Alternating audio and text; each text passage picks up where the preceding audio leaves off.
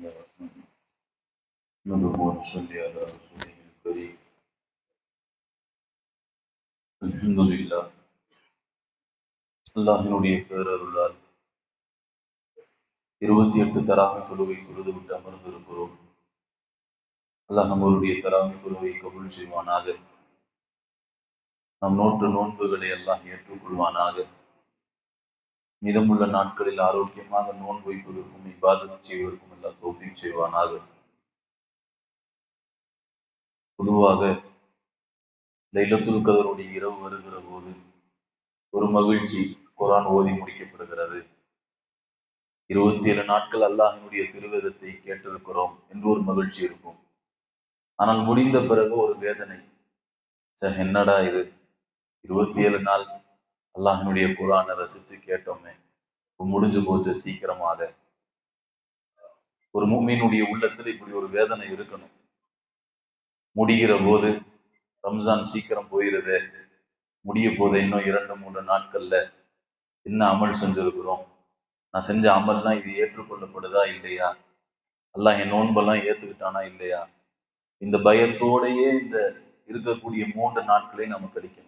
அதிகமாக இப்ப நாம துவா செய்யறது என்ன செய்யணும் அப்படின்னா, அதெல்லாம் நான் செஞ்ச அமல்லாம் ஏத்துக்க, நான் என்னெல்லாம் செஞ்சிருக்கேனோ அதெல்லாம் ஏத்துக்க. ஏதோ என்னால முடிஞ்சது. குறையுள்ள அடியார்கள் சில நேரங்கள்ல நோன்பு வச்சு கொண்டு புறம் பேசி இருக்கலாம், சில நேரங்கள்ல நோன்பு வைத்து கொண்டு வேற ஏதாவது தவறான வார்த்தைகளை பயன்படுத்தி இருக்கலாம், அல்லது நோன்புக்கான கண்ணியங்களை நான் கொடுக்காம இருந்திருக்கலாம். எல்லாம் என்ன மன்னிச்சிரு, என்னுடைய நோன்பை ஏற்றுக்கொள் அப்படின்னு சொல்லி அல்லாஹ்கிட்ட கேட்கிற போது அல்லாஹ் ஏத்துக்கிறான். பொதுவாக அல்லாஹ் என்ன செய்யறது இல்லை, ஒட்டுமொத்தமாக ஒரு இபாதத்தை அப்படியே தூக்கி வீசுறது இல்லை. அதனாலதான் ஹதீஸ்ல இப்படி வருகிறது, ஃபர்தான தொழுகையினுடைய குறையை நிவர்த்தி செய்வதற்கு அல்லாஹ் நஃபில் தொழுகை வச்சிருக்கான்னு வருது.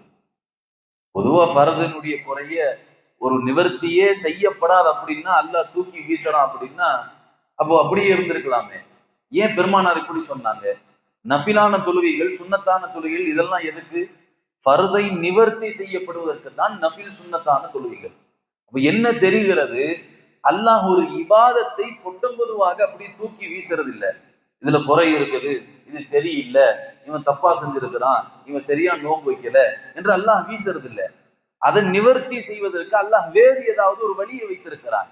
அப்ப இந்த ரமலானில் நாம் வைக்கக்கூடிய நோன்புகள், நாம் செய்த இபாதத்துகள், நாம் செய்த குர்ஆன் திலாவத்துகள், நாம் செய்த தான தர்மங்கள், இதுல ஏதாவது குறை இருக்கிற போது அதை எப்படி நிவர்த்தி செய்வது என்கிற வழியை நாம பார்க்கணும். எப்படி நிவர்த்தி செய்கிறது? துஆக்களின் மூலமாக. அல்லாஹ் ஏதாவது குறை செஞ்சிருக்கிறேன், என்ன மன்னிச்சிரு, என்னுடைய நோன்பை ஏற்றுக்கொள், என்னுடைய இபாதத்தை ஏற்றுக்கொள் என்று அதிகமாக இன்றைய நாட்களில் நாம் துவா செய்ய கடமைப்பட்டிருக்கிறோம். அதே போல் உங்களுடைய இபாதத்துகளும் அதிகப்படுத்த வேண்டியது இருக்கிறது. முடிஞ்சு போச்சு, லைலத்துல் கத்ர் முடிஞ்சு போச்சு, இனி பள்ளிக்கு வர தேவையில்லை, இழுத்து மூடிடலாம் இல்லை. இன்னும் 3 நாட்கள். இந்த 3 நாட்களும் அல்லாஹ்விடத்துல அஜ்ர் வாங்கப்படக்கூடிய நாட்கள், கூலி வாங்கப்படக்கூடிய நாட்கள். ஒருத்தர் ஒரு மாசம் முழுக்க என்ன செஞ்சாரு, கடையில இருந்தாதான் அவருக்கு முழுசா சம்பளம் கிடைக்கும். 27 நாள் இருக்கிறார், சம்பளம் சரியான முறையில வராது, முழுமையான சம்பளம் கிடைக்காது. முழுமையாக ஒரு முதலாளியுடைய பொருத்தத்தை பெற்று அவரிடத்திலிருந்து அவர் கொடுக்கக்கூடிய ஹதியாக்களை வாங்கணும் அப்படின்னா அவரும் திருப்திப்படணும், நாமளும் திருப்தியா இருக்கணும். லைலத்துல் கத்ருடைய இரவு முடிஞ்ச உடனே பள்ளிவாசல் காலி ஆகிறது சரியான விஷயம் அல்ல.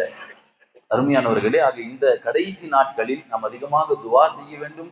இரண்டாவது, நம்முடைய இபாதத்துகளை அதிகப்படுத்த வேண்டும். நேற்றைய தினம் முன்றைய நாள் ஓதப்பட்ட ஒரு வசனம், அல்லாஹ் சொல்லுகிறான், யா அய்யத்துஹன் நஃப்ஸுல் முத்மஇன்னா.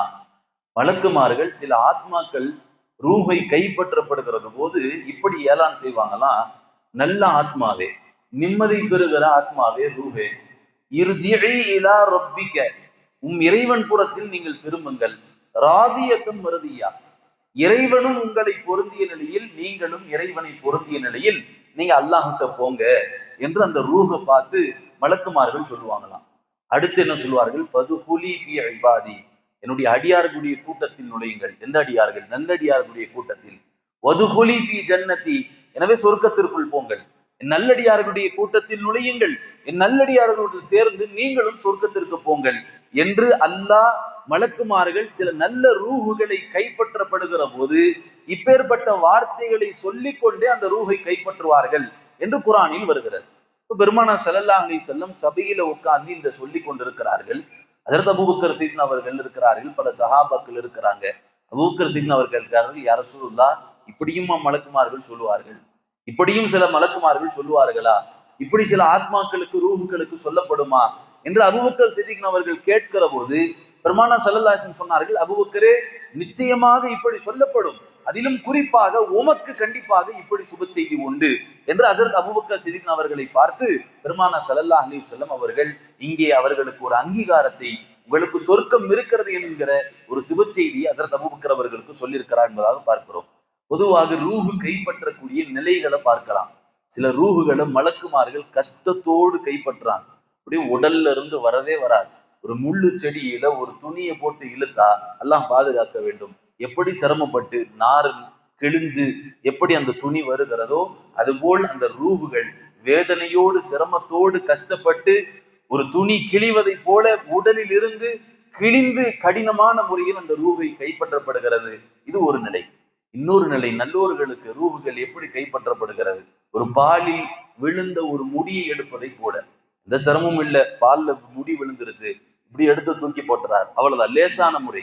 சில நல்ல ஆத்மாக்களை ரூஹுகளை கைப்பற்றப்படுகிற போது எந்த வேதனையும் இல்லாமல் எந்த சிரமமும் இல்லாமல் மலக்குமார்கள் இந்த ரூஹை கைப்பற்றுகிறார்கள் என்று வருகிறது. இரண்டு நிலைகள் இருக்கிறது. நல்லோர்களுக்கு இப்படி நிலை, கெட்ட மக்களுக்கு இப்படி நிலை. உலகத்தில் எப்படி வாழ்ந்தார்களோ அதுபோல்தான் அவர்களுடைய இறுதி முடிவு. அதனாலதான் இறுதி முடிவை குறித்து பயந்துகிட்டே இருக்கணும். என் முடிவு நல்ல முடிவா இருக்கணும், என் மூத்தினுடைய நேரம் நல்ல மூத்தா இருக்கணும். நல்ல மக்களுக்கு அல்லாஹ் அவங்களுடைய மௌத்தை காட்டி கொடுத்துருவாங்க. நீங்க நிறைய பேர் பார்க்கலாம், நல்ல உலகத்துல நல்ல இபாதத்து செஞ்ச அடியார்கள் எல்லாம் இருக்கக்கூடியவர்கள், அவங்களுடைய மௌத்து அவங்களுக்கு தெரிஞ்சிடும். என்ன செய்வாங்க, கூப்பிட்டு தன்னுடைய பிள்ளைகள் எல்லாம் கூப்பிட்டு சொத்துகள் எல்லாம் பிரிச்சு கொடுக்க வேண்டியெல்லாம் கொடுத்துட்டு எல்லாத்தையும் செட்டில் பண்ணிட்டு அப்படியே களிமா சொல்லி அழகான முறையில அவங்களுடைய மௌத்து இருக்கும். எந்த ஒரு வேதனையும் ஒரு கஷ்டமும் இல்லாம அழகான முறையில களிமா சொல்லி அப்படி ஒரு மௌத்து இருக்கும். நல்ல மௌத்தை ஆசைப்பட வேண்டும். சில பேருக்கு அல்லாஹ் மௌத்தினுடைய அறிகுறைகளை அல்லாஹ் காட்டி கொடுத்துக்கிறான். இமாம் கஸாலி ரஹ்மத்துல்லாஹி அலைஹி அவங்க மௌத்து பாருங்க, 2 துணி கஃபன் துணி என்ன செய்யறாங்க, தன்னுடைய சகோதர இடத்துல கொடுக்குறாங்க. நான் மௌத்தான இந்த கஃபன் தான் எனக்கு போத்தணும், கொடுத்து விட்டார்கள். ஒரு நாள் ஃபஜர் தொழுகை முடிந்த பிறகு கஸாலி ரஹ்மத்துல்லாஹி அவர்கள் தன்னுடைய குடும்பத்தார்கள் எல்லாத்தையும் கூப்பிட்டாங்க. யார் யாருக்கு நான் என்ன கொடுக்கணும், எதுவும் கொடுக்க வேண்டியது இருக்கிறதா, அல்லது எதுவும் வேறு யாருக்காவது ஏதாவது நான் தவறு செஞ்சுட்டேனா என்று சொல்லி எல்லோரும் குடும்பத்தார்கள் எல்லோரையும் அழைத்து பேசுகிறார்கள். பேசி முடித்து விட்டு சொல்லுகிறார்கள், இனி என்னுடைய ரூஹு இருக்காது. எல்லோர்கள் கஸாலி ரஹ்மத்துல்லாஹி அவர்கள் சொல்றார், இனி நான் இங்கே இருக்க மாட்டேன், என்னுடைய ரூஹு இங்கே இருக்காது என்று சொல்லிவிட்டு கஸாலி ரஹ்மத்துல்லாஹி அவர்கள் கை காலை நீட்டி படுக்கிறார்கள். அப்படியே படுத்துக்கிட்டு கையை காலை நீட்டிக்கிட்டாங்க. அவ்வளவுதான், அந்த நொடி பொழுது அவருடைய ரூஹு பிரிகிறது. நல்லோர்களுக்கு அவர்களுடைய ரூஹு பிரியக்கூடிய நேரங்கள் அவர்களுக்கு தெரிந்துவிடும், அல்லாஹ் காட்டி தருகிறான். ஆக இப்படி சில பேருடைய ரூஹுகள் லேசான முறையில் உலகத்தில் எப்படி அல்லாஹ்விற்கு கட்டுப்பட்டு பயந்து வாழ்ந்தார்களோ அல்லாஹ் அதுபோல அவருடைய ரூஹை கைப்பற்றுகிறான். சில பேர் அல்லாஹ்விற்கு பயப்படாம காலம் முழுக்க பாவம் செஞ்சுக்கிட்டே வாழ்ந்தோன்னு சொன்னா அல்லாஹ் பாதுகாக்க வேண்டும். கடினமான முறையில் கஷ்டமான முறையில் அவர்களுடைய ரூஹும் கைப்பற்றப்படுகிறது. அது மட்டுமல்லாமல் அந்த ரூஹ் கொண்டு செல்லப்படுகிற போது அந்த ரூஹ் இப்படி சொல்லுகிறதாம், என்னை எங்கே கொண்டு செல்கிறீர்கள், எங்கே கொண்டு செல்கிறீர்கள், என்னை கொண்டு செல்லாதீர்கள் என்று அல்லாஹ் அந்த ரூஹ் கதறி கொண்டிருக்கிறது, கத்தி கொண்டிருக்கிறது. இப்படி வருகிறது. நல்ல ரூஹை எடுத்துட்டு போற போது மலக்குமார்கள் சொல்லுவார்கள், அந்த ரூஹ் பேசுகிறது, கத்திமூனி, சீக்கிரம் அல்லாஹ்ட்ட கொண்டு போங்குது. நல்ல மௌத்து நல்ல ரூஹு, சீக்கிரம் என்ன அல்லாஹ்விடத்துல கொண்டு போங்க. ஏன், எனக்கு அங்கே காத்து கொண்டிருக்கிறது. அல்லாஹ்வினுடைய வெகுமதிகள், சொர்க்கம், அல்லாஹ் எனக்கு வாக்களித்த அத்தனை விஷயங்களும் எனக்கு அங்கே காண்பிக்கப்படுகிறது, அது காத்து கொண்டிருக்கிறது. எனவே என்னை கத்திமூனி, சீக்கிரம் என்னை அழைத்து செல்லுங்கள் என்று அந்த நல்ல அர்வாஹுகள் ரூஹுகள் பேசக்கூடிய விஷயங்களை ஹஸரத் பெருமானா ஸல்லல்லாஹு அலைஹி வஸல்லம் சொல்லி காண்பித்தார்கள். அருமையானவர்களே, அந்த வகையில் ரூஹுகளுடைய நிலைகள் இப்படி உயிர் கைப்பற்றப்படுகிறது என்று அல்லாஹ் திருமறையிலே சொல்லி காட்டுகிறான். வல்ல ரஹ்மான் நம்முடைய முடிவை நல்ல முடிவாக ஆக்கி அருள்வானாக. ரூஹை கைப்பற்றப்படுகிற போது எந்த வேதனையும் இல்லாமல் கலிமாவோடு இந்த உலகத்தில் நம்முடைய மௌத்து பிரியக்கூடிய நல்ல நசீபை அல்லாஹ் நம் அனைவருக்கும் தந்தருள்வானாக. வாஹிர் தவானா அனில் ஹம்துலில்லாஹி ரப்பில் ஆலமீன்.